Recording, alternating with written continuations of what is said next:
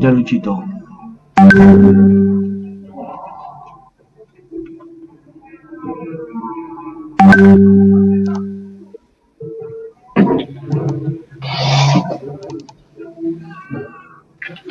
Ya, Luchito, ya está. Dale la presentación y dale al doctor que empiece.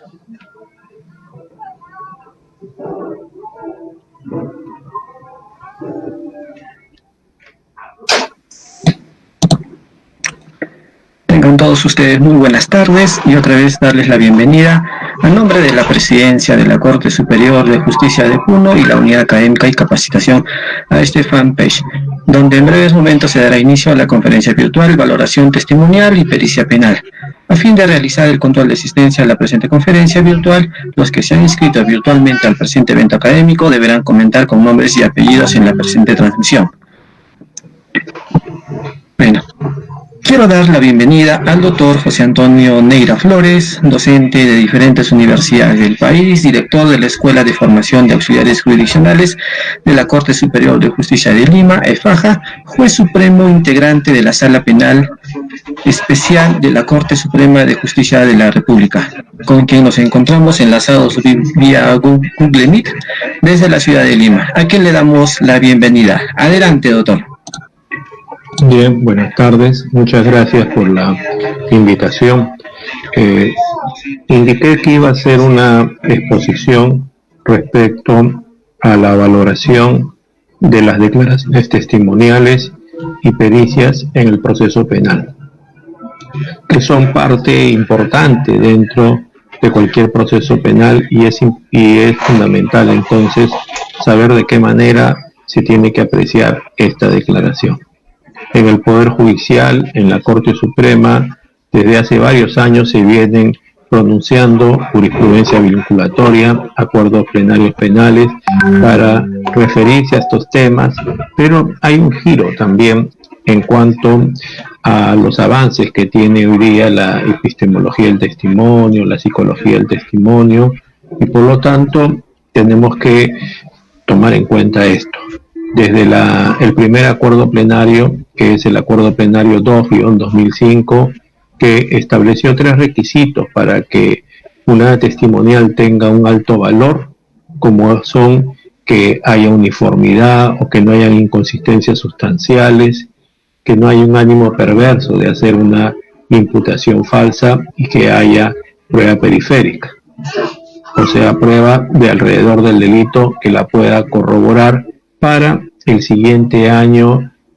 resolver una casación también que fue vinculatoria, que es la 5-2007, que se refiere ya a cómo se puede valorar las declaraciones testimoniales en segunda instancia y que habla que para esto hay 2 clases de zonas, hay una zona abierta y hay una zona oscura, referido a que en la zona oscura va a haber aspectos que no va a ser posible que sean valorados por la Sala Penal de Apelaciones porque no hay inmediación, porque no se ha producido frente a ella esta declaración y por lo tanto no hay forma de poder percibir el tono de voz, la expresión corporal, algún gesto, alguna actitud para que se le pueda asignar valor, y que solamente en las apelaciones lo que se puede controlar son las zonas abiertas referidas a la motivación de la resolución, a la ilogicidad de la motivación, como por ejemplo que la sentencia de primera instancia indique que un testigo declaró en determinado sentido cuando eso no fue así. Ahora,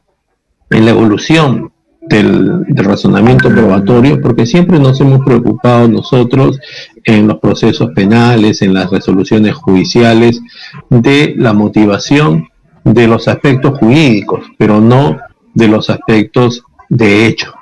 Y por lo tanto, hoy día es importante que eso tenga que ser así, porque los hechos son indiscindibles del derecho. En el área penal, a partir del artículo 106 del Código Penal, encontramos que cada tipo penal está compuesto de una serie de elementos objetivos, subjetivos, que deben ser satisfechos por los operadores dentro de los procesos penales, en la fiscalía para acreditar que estos existen, la defensa para que esto no sea así, cada uno desde su rol. Y entonces, lo que es importante entonces es qué debemos entender por inmediación actualmente. O sea, el principio de inmediación se tiene que mantener, pero no en los términos que antiguamente lo percibíamos, como que era para que el juez, cuando se produzca la prueba frente a él, pueda formar su convicción. La convicción es un estado mental que tiene el juez que resulta subjetivo. Lo que pasa entonces es que tiene que haber inmediación en el juicio oral para que el juez pueda controlar su desarrollo, para que pueda garantizar los derechos que tiene el acusado, para que haya un juego limpio, y también porque si hay inmediación no se va a poder delegar esa función a terceros. Entonces, entendida la inmediación en ese sentido, pero no para controlar cuestiones subjetivas como que si le tiembla la voz a la persona que está prestando la declaración, si está mirando el techo, si está mirando el piso, en fin, porque podrían ser por muchas razones, pero no porque lo que esté diciendo sea la verdad de los hechos. En el proceso penal en nuestro país, que tiene un origen europeo continental, lo que tenemos que buscar, los jueces, los fiscales, es una respuesta que sea lo más próximo a la verdad. Obviamente, la defensa lo que tiene que buscar es que en ese proceso se respete la Constitución, se respeten otras leyes y tratar de lograr el resultado que considere dentro de su estrategia, respetando las normas que acabo de indicar.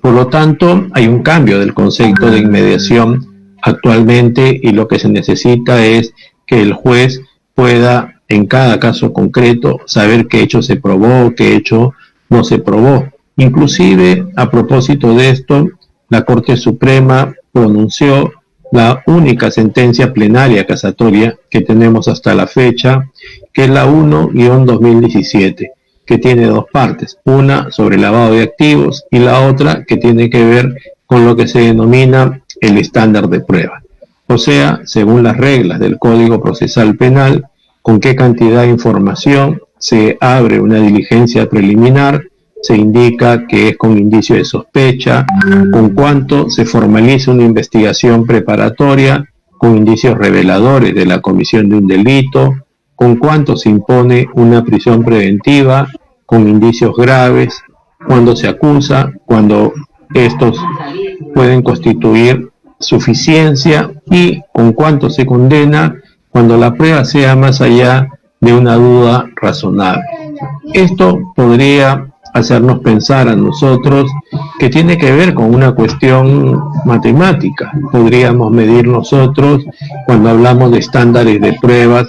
cuál es la cantidad de información que se requiere en un caso concreto para poder establecer que se ha desvirtuado la presunción de inocencia, y diríamos, se requiere 100% para que esto ocurra y para que se pueda condenar a alguien. Pero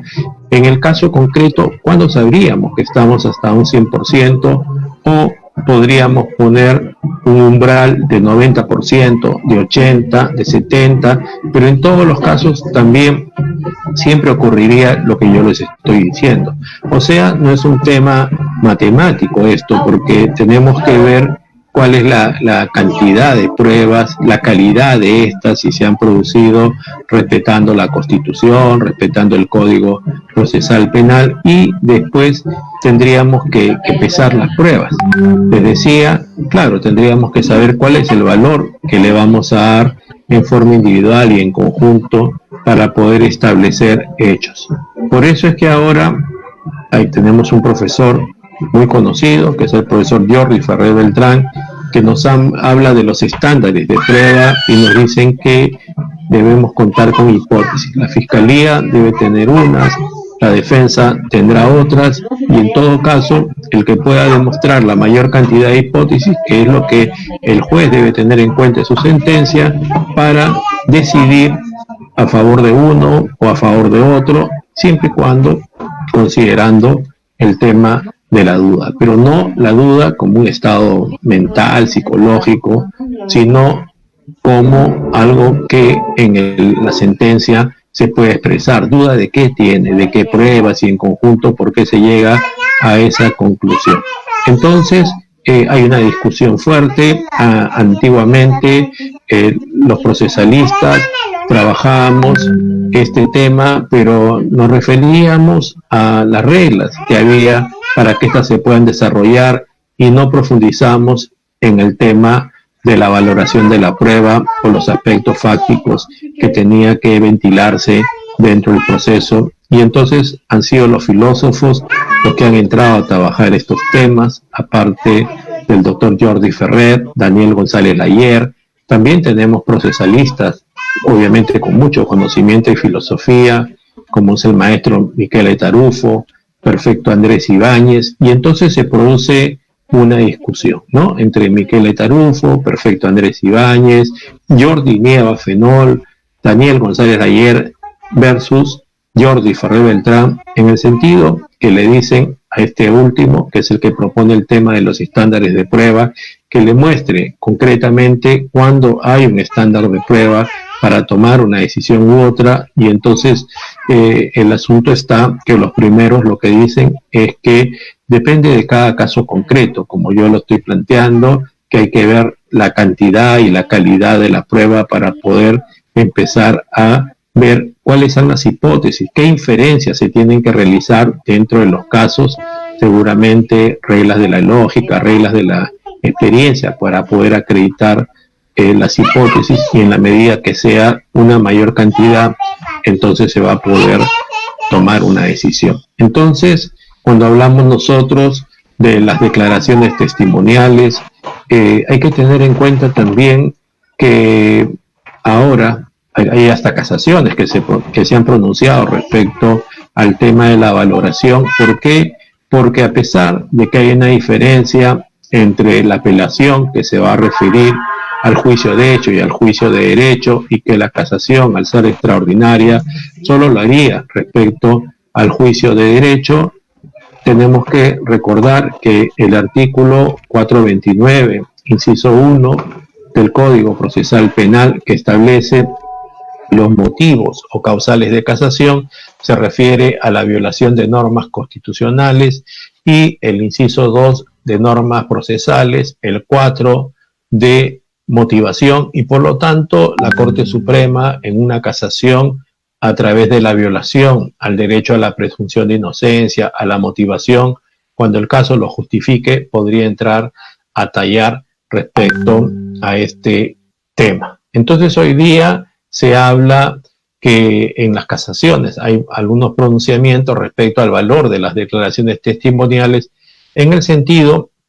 que su valor va a ser mayor manteniendo siempre los requisitos de coherencia, de no ánimo perverso, hacer una imputación falsa, de prueba periférica, pero también desarrolla ampliando en el sentido que esta coherencia se tiene que ver con el detalle que se provea de la información, y también que si tiene algún interés la persona que va a prestar la declaración para hacerla en determinado sentido, y es así que se va a ir valorando esta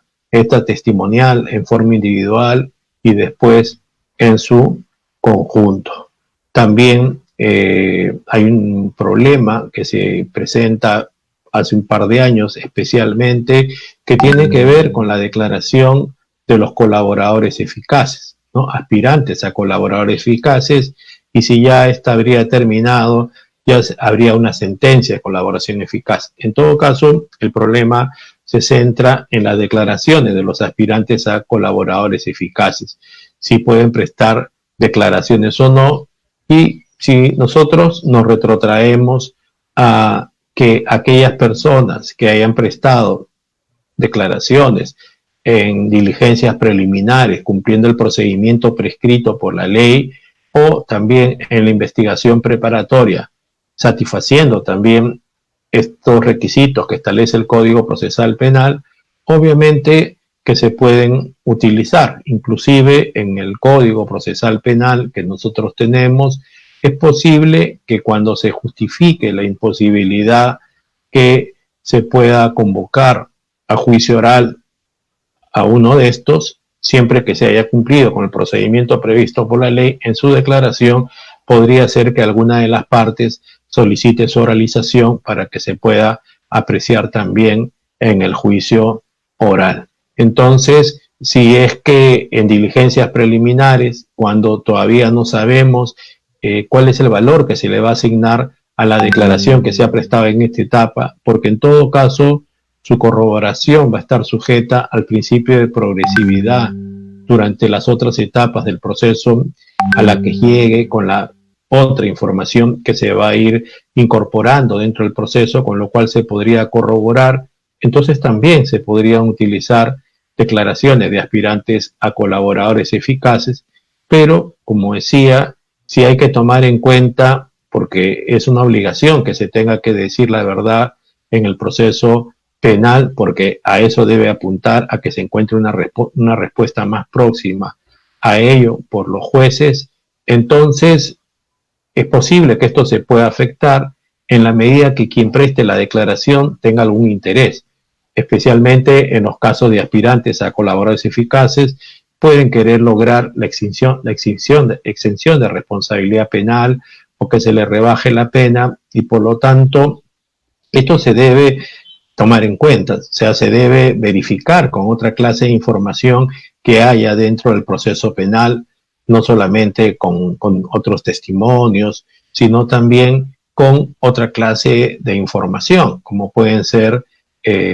registro de cuentas bancarias, pueden ser inspecciones, pueden ser documentos, en fin, una serie de medios probatorios que prevé el Código Procesal Penal, su realización,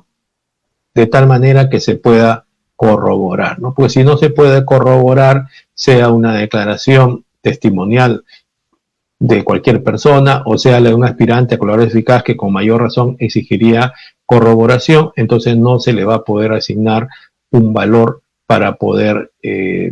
tomar una decisión, ¿no? Porque ya tenemos el artículo 158 del Código Procesal Penal que establece que esto tiene que ser así, ¿no? Estamos hablando especialmente de testigos protegidos o de aspirantes a declaraciones eficaces, y además nunca en el proceso penal se ha podido condenar solo por una declaración. Entonces, la fiabilidad de esta declaración está en relación entonces a su verificación. Es más, hoy día hablamos incluso de otra materia, que es la neurociencia, que tiene que ver con la psicología del testimonio, o sea, que puede ser que haya problemas en la percepción de la información, y no es que quiera mentir el testigo. Honestamente, él puede prestar una declaración, pero en realidad tiene una percepción errada de esta situación, porque imagínense ustedes qué pasaría si se presta la declaración mucho tiempo después de la percepción que esta persona pueda haber tomado. Entonces eso podría significar, dado que con el transcurso del tiempo la memoria se va a afectar, que esto pueda ocurrir, pero también podría ser porque la persona no captó bien lo que ocurrió y por lo tanto transmite esta información, y de esa manera se presta a una confusión. También podría ser por las preguntas que se le puedan hacer a las personas que sean preguntas que no permitan que quien tiene que aportar la declaración lo pueda hacer en un relato detallado y que por lo tanto, si las preguntas son sugestivas o son capciosas o ambiguas, entonces lo que pueda pasar es que la persona dé respuestas que no tiendan al tema del descubrimiento de la verdad. También hay que tener en cuenta factores como la espontaneidad de la declaración del testigo. O sea, trasladémonos nosotros a una investigación de un caso de homicidio. ¿Qué pasaría si en el lugar de los hechos donde se produjo ese homicidio hacemos una fiesta, permitimos que ingrese cualquier cantidad de gente? Cuando la policía llegue, díganme si va a poder encontrar elementos materiales que sean fiables, que nos pueda permitir descubrir cómo es que se produjeron los hechos. ¿Qué pasaría entonces si antes de que los testigos declaren ante la autoridad que corresponda,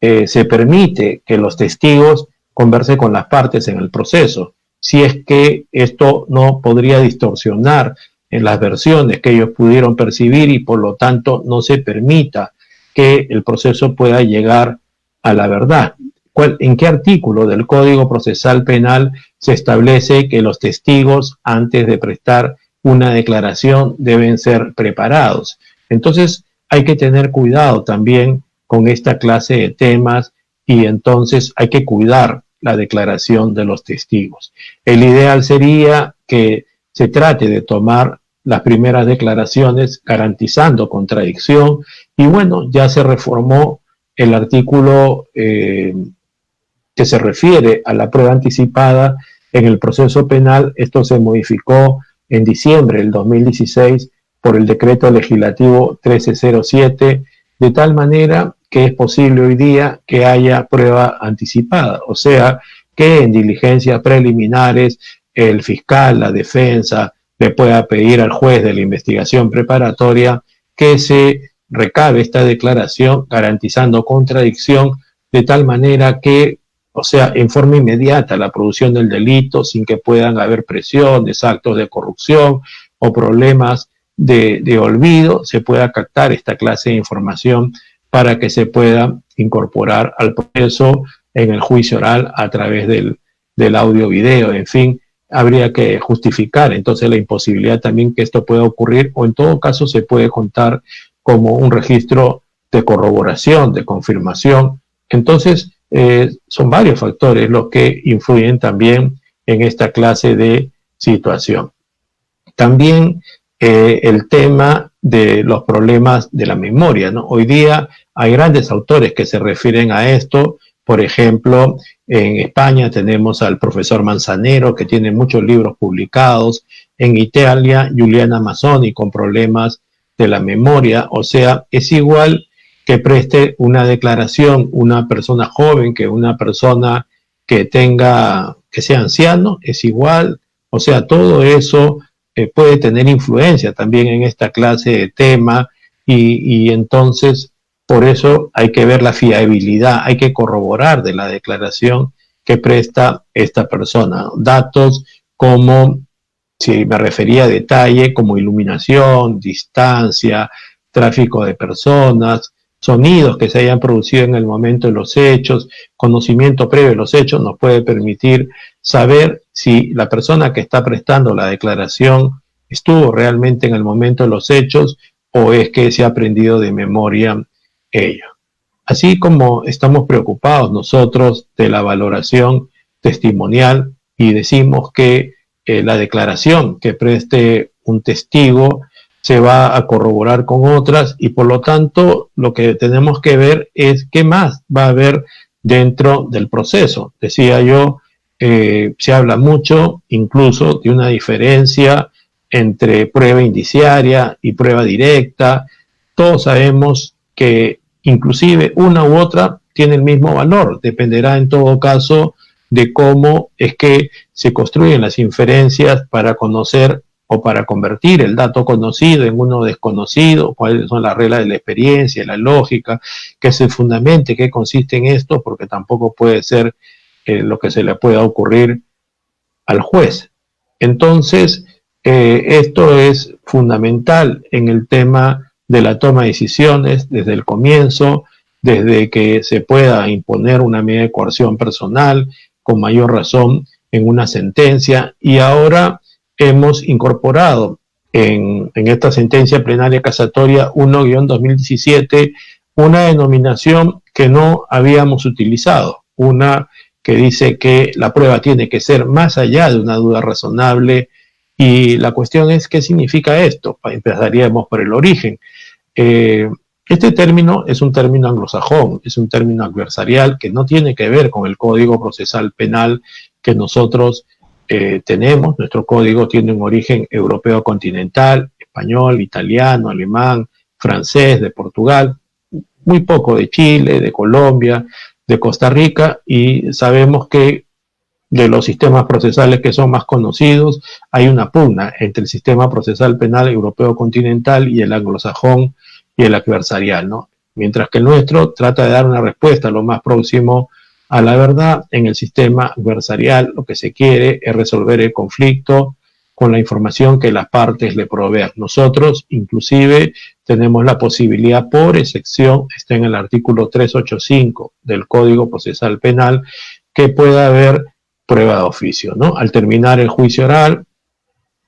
siempre que recaiga sobre los hechos objetos del juicio, que sea para corroborar la autenticidad o la fiabilidad de alguna prueba ofrecida por las partes, o sea, como se llama en la doctrina, prueba sobre prueba, prueba complementaria, y en tercer lugar, que haya corroboración. Entonces, este término, que la duda sea más allá de una prueba razonable, tiene que ver con instrucciones que se le daba a los jurados hace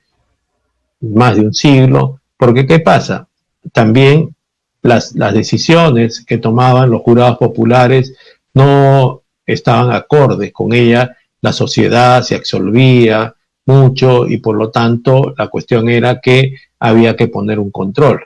Siempre, sea el juicio por jurado popular, va a haber un juez profesional que se va a encargar de controlar las reglas, cómo se va a producir la prueba en ese juicio oral, y él, una vez que termine todo el juicio oral, les decía a los 12 jurados populares anglosajones del sistema adversarial que solo podían condenar si es que había prueba más allá de una duda razonable, o si quieren al revés, solo se podía absolver si la prueba que se había producido en el juicio oral no era más allá de una duda razonable. Solo se podía absolver si la prueba que se había producido en el juicio oral no era más allá de una prueba razonable. Y es así que el jurado entraba, deliberaba y tomaba una decisión. El jurado popular no tiene que motivar,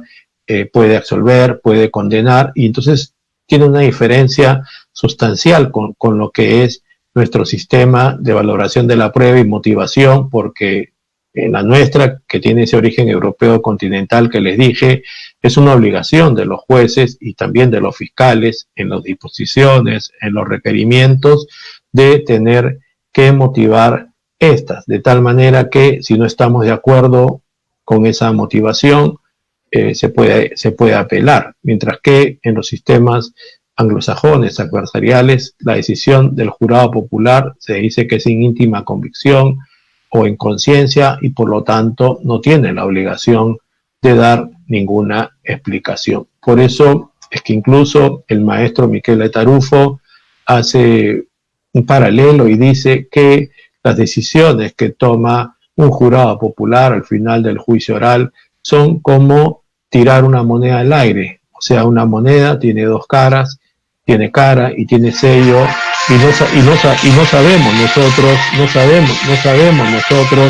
qué cosa es lo que puede ocurrir, no sabemos nosotros qué cosa es lo que puede ocurrir. Entonces, eso hay que tomarlo en cuenta. En nuestro sistema sí sabemos lo que puede ocurrir y por lo tanto es importante esto. También el otro tema tiene que ver con el tema de la valoración de las pericias. Hay un acuerdo plenario penal, que es el acuerdo plenario penal 4-2015, donde se establece que son dos los criterios que se debe tomar en cuenta para establecer cuándo vale más o cuándo vale menos una pericia. Y me estoy refiriendo a los temas de idoneidad y método. Idoneidad, que tiene que ver con quién es el que ha hecho la pericia, y método, que tiene que ver con cómo se ha hecho la pericia. Entonces, esto tiene un origen en una sentencia famosa de la Corte Suprema Norteamericana del año 1993, donde se estableció varios criterios para poder atender su fiabilidad, para establecer su fiabilidad, ¿no? Criterios como los que yo les estoy indicando, ¿no? En el caso Dauber son más amplios. El primer criterio tiene que ver con que el método que se haya utilizado sea el más racional. ¿Por qué? Porque cuando hablamos de la ciencia hay muchos protocolos para poder verificar la verdad de los hechos, pero todos tienen errores, y de lo que se trata es de encontrar el que sea más fiable, más solvente, el que tenga la menor cantidad de errores, y para eso tenemos que apelar a la comunidad de expertos. La comunidad de expertos sabrá si el método que se ha realizado es el método más adecuado para llegar a ese resultado. También hay que ver las publicaciones que hayan en revistas especializadas que lo confirme, y también su validez. Hasta antes era teórico, cuando se lleva a la práctica hay que ver su validez en casos concretos. Cuando hablamos nosotros de los requisitos del caso Dauber versus Merrell, eso lo hemos citado por primera vez en un caso en la Corte Suprema del Perú, que fue el caso del agraviado Walter Oyarza, el caso de homicidio calificado que se produjo en el Estadio Monumental, donde por primera vez se ha hecho alusión a esa sentencia con los requisitos completos del caso Dauber versus Merrell. Pero se entiende que como no tenemos la misma situación de recursos como los Estados Unidos de Norteamérica, no podemos poner tantos requisitos, y por lo tanto tampoco se trata de que confiemos en que los informes que tiene la denominación se llamen pericia, porque quien lo haya hecho sea funcionarios públicos, porque se podrían equivocar, y también podría ser que haya corrupción. ¿Y por qué no decirlo? Yo les pregunto a ustedes si conocen del 100% de casos penales donde la parte ha hecho una pericia, si alguna vez presentó alguna pericia que le sea desfavorable. O sea, también habría que hacer un control de calidad, y es por eso, porque la idea es que en el proceso penal necesitamos llegar a la verdad, que las informaciones que vengan en pericias también supongan o estén sujetas a este control sobre su solvencia, sobre su confiabilidad, que tengan que ver con la idoneidad, o sea, quién lo ha hecho, qué clase de calificación profesional tiene quien lo hizo, pero teniendo en cuenta también que en el Código Procesal Penal en todos los casos no se establece que eso tenga que ser así. También hay que tener en cuenta que es posible que en algunos lugares no tengamos un profesional, pero haya alguien que tenga experticia respecto a esto, y por lo tanto puede encargarse de dar esta clase de opinión. Ya veremos ya cuál es el valor que le va a dar la fiscalía, la defensa, el juez en su oportunidad, con la motivación que corresponde, y también eso va a estar en función de la forma como lo haya hecho, el método que haya utilizado, que demuestre cuál es su racionalidad. Un ejemplo directo sería: en septiembre del 2016 el Ministerio Público ha publicado una guía para hacer evaluaciones psicológicas, que establece que a partir de ese momento, por ejemplo, cuando se haga una evaluación psicológica a una menor que haya hecho una denuncia por ser víctima de violación a la libertad sexual, se tiene que hacer test durante 4 horas a fin de poder lograr completar lo que corresponde para que sea confiable esta pericia. Antes de septiembre del 2016, cuando se trataba de estas pericias psicológicas, se utilizaba una sola entrevista, inclusive de 30 minutos, entonces imagínense la diferencia. ¿Y por qué cambió todo? porque en septiembre del 2016, cuando se publica este protocolo, ya la OMS, la Organización Mundial de la Salud, había establecido uno para cuando era confiable una pericia psicológica. O sea, la Organización Mundial de la Salud tiene un poder de autoridad, se entiende que ha hecho las consultas a los expertos, también a las revistas especializadas, y de esa manera que ha tomado una decisión. Bueno, ya tenemos 32 minutos, quedamos en que la exposición iba a ser de 30 minutos y que en todo caso dejábamos un tiempo para todas las preguntas que tengan interés a fin de poder satisfacer las inquietudes específicas sobre cualquiera de estos dos temas. Muchas gracias, buenas tardes. Ya, buenas tardes, muchas gracias, doctor, a usted. Doctor, tenemos dos preguntas. Luis Alberto Sierra Barazorda nos pregunta: ¿cuál es la valoración de la teoría de la prueba prohibida en nuestro sistema? Claro. Bueno, la cuestión es la siguiente, ¿no? El artículo 8 del título preliminar del Código Procesal Penal es una copia literal del artículo 11.1 de la Ley Orgánica del Poder Judicial de España, ¿no? Que establece que la prueba obtenida directa o indirectamente vulnerando el núcleo esencial de los derechos fundamentales será excluida. O sea, tiene un origen español. En España, la jurisprudencia que la Corte Suprema ha establecido se refiere a la conexión de anticuricidad, se refiere a los actos reflejos, al coste social. Sin embargo, en nuestro país no tomamos en cuenta ello. Vemos que cuando se trata de una audiencia de tutela de derecho, me estoy refiriendo a cuando se plantea la exclusión en diligencias preliminares o en investigación preparatoria, conforme al Acuerdo Plenario Penal 4-2010, se ha establecido que también se puede utilizar este medio para poder excluir prueba prohibida. Vemos que cuando la defensa hace una solicitud en ese sentido, el Ministerio Público lo que hace es presentar excepciones a la regla de exclusión y los jueces también resuelven con estas. O sea, estos se crean en los Estados Unidos de Norteamérica, o sea, en un sistema adversarial, en un sistema anglosajón. Ahí se crea este tema empezando por la prueba prohibida o los frutos del árbol envenenado, teniendo en cuenta problemas que se presentaban hace 80 años aproximadamente, porque la idea era cómo hacemos para que la policía no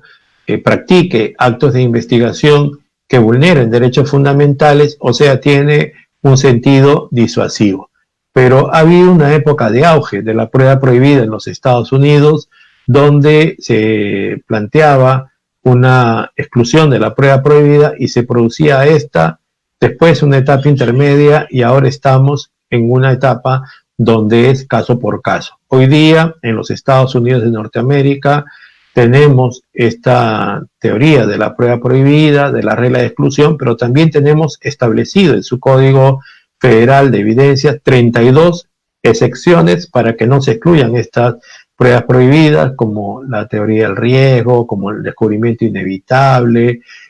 como los actos de buena fe, entre otros, que son los que invoca el Ministerio Público en nuestro país cuando se le lleva a una audiencia de tutela de derecho, y entonces es el juez que va a ver en el caso concreto cuál es la afectación que se ha producido y va a hacer una ponderación de intereses. En Estados Unidos se llama balancing test, ¿no? Acá lo que va a hacer el juez va a ponderar los derechos fundamentales individuales del imputado, también el derecho del colectivo social, y así va a ir tomando las decisiones. Claro, tenemos normas expresas nosotros en el Código Procesal Penal, tenemos normas expresas en el Código Procesal Penal, en la Constitución Política del Estado, que nos habla de la protección a la inviolabilidad del domicilio, a que carecen de valor las declaraciones obtenidas bajo violencia, y eso es muy importante para la decisión que el juez va a tomar en cuenta. Es más, en febrero del año 2017, la Corte Suprema de España, la segunda sala, del Supremo Tribunal ha resuelto un caso de un señor cuyo apellido es Delgado Cova por delito tributario. Es una casación, uno entra a internet y encuentra Delgado Cova, delito tributario, casación, febrero del 2017, que tiene relación con un caso que ocurrió en muchos países de Europa continental, que es conocido como el caso Falciani, Falciani, el caso Falciani. Falciani es un experto en informática que trabajaba en la HSBC, ese banco que también tenemos acá sucursales, HSBC, y entonces lo que va a ocurrir es que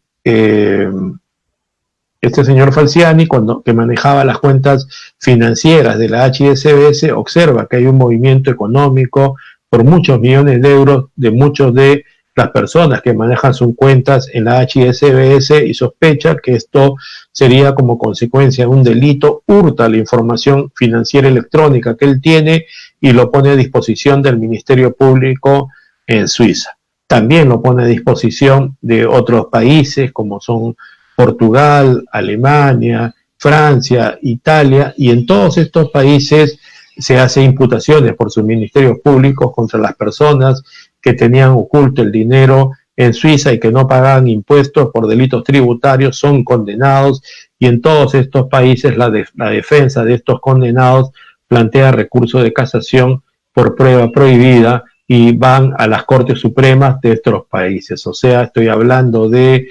Suiza, estoy hablando de Francia, de Alemania, de Italia, de Portugal, y en todos estos países se declara infundada, teniendo en cuenta este test de proporcionalidad que les he indicado. Entonces, entre los derechos fundamentales individuales de cada uno a la protección de la información electrónica que había de sus cuentas bancarias, y el derecho que tiene el colectivo social a que todos en cada país contribuyan con el pago de sus impuestos. O sea, se dejaría esclarecer graves delitos en perjuicio de toda la sociedad, y por lo tanto se declaraba infundada la casación. Igual pasó también en España, en este caso que yo les digo de Delgado Cova, tiene 40 páginas la sentencia, pero además esta sentencia de febrero del 2017 agrega que si esta prueba ha sido considerada válida en los países que he citado yo, ¿por qué no va a tener valor acá? Esto tiene relación entonces con que en países que respetan tanto los derechos fundamentales como los que yo he indicado, también hacen excepciones para no excluir determinada prueba, y a pesar de que ellos antiguamente decían no se puede hacer excepciones porque se convierten en regla y se empieza a afectar los derechos, a pesar de que en España especialmente la prueba prohibida tiene que ver con la protección de los derechos fundamentales, a diferencia del sistema anglosajón o adversarial, que tiene un efecto disuasivo para que la policía, que es la principalmente incurre en esto, no vuelva a obtener esta clase de información. Entonces también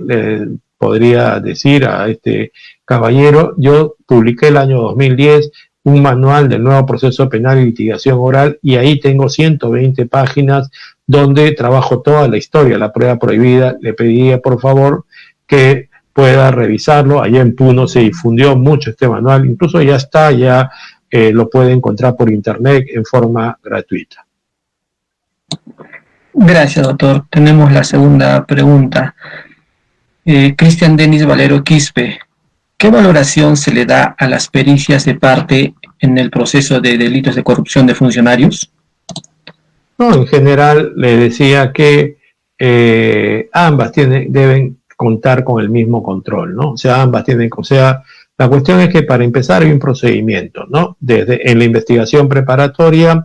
cuando se va a hacer una pericia oficial, tiene derecho la parte de poner a su experto para que controle el desarrollo de esta, y de esa manera se puede hacer un test de solvencia científica o técnica, dependiendo de cuál sea la naturaleza de esta pericia, y después, independientemente a que pueda contar con su propia pericia, y obviamente tendría que